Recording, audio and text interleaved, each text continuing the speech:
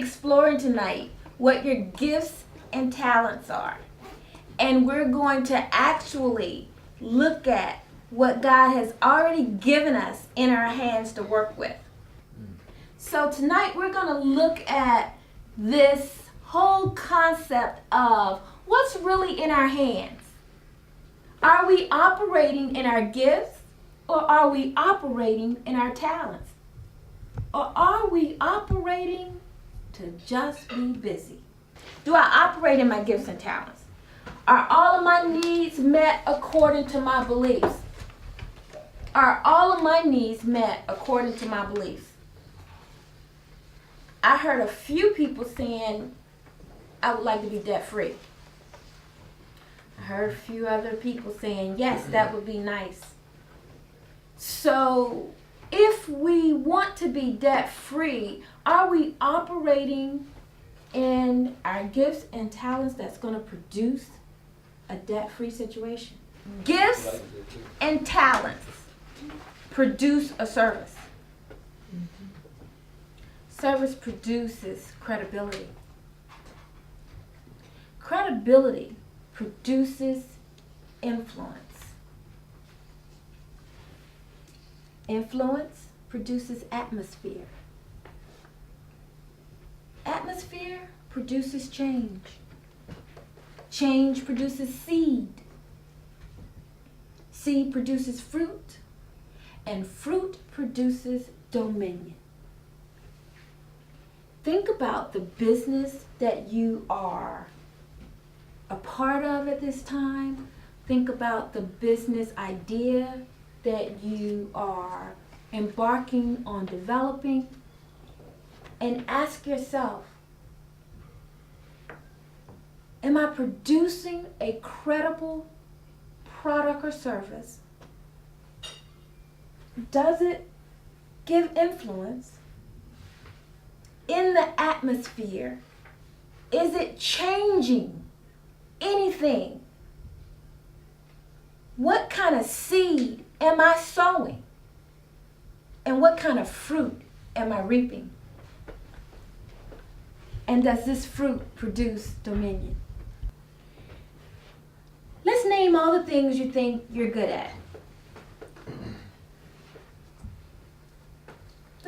Let's work with one hand.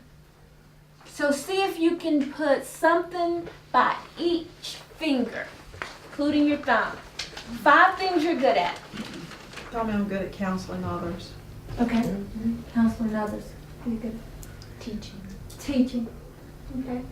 Angela, what are you good at? Being resourceful. Being resourceful. Yes. What are you good at? Also communication. Communication? Okay. Can you see a common theme in what you're doing in that business idea that you have already embarked upon, or the business idea that you wish to embark? Do you see a common theme from the things that you're good at, the things that people think you're good at, the things you enjoy doing, the things you spend time doing when you're not even thinking about it? What does that look like? If you took all of those things, what would they look like? What kind of business would that be? You're going to be working toward that. Yeah.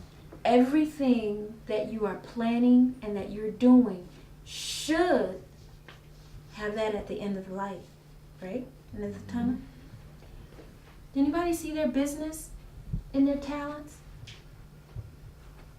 Can anybody pull their business, the business that they are in or the business that they're going in, can you pull that out of your talents? You see it? Okay. Because that's important. We should be able to see it. Can you describe your business or business idea as it relates to all of these things that we spend our time doing every day? Because everybody's busy. That's one of the things Charlotte and I were talking about earlier. One of the biggest tricks of the enemy is to keep us so busy. You have to stop and think about what you're doing. And when you stop and think about what you're doing, one of the biggest things that you should come to is, how do I focus? How do I focus on the real purpose, the real reason I'm doing what I'm doing, the real reason why I'm here? We're going to go back and look at the process of order. Slide 5. We're going to go back and look at that, but let's look at, I want to give you an example for how I walk in my gift of order.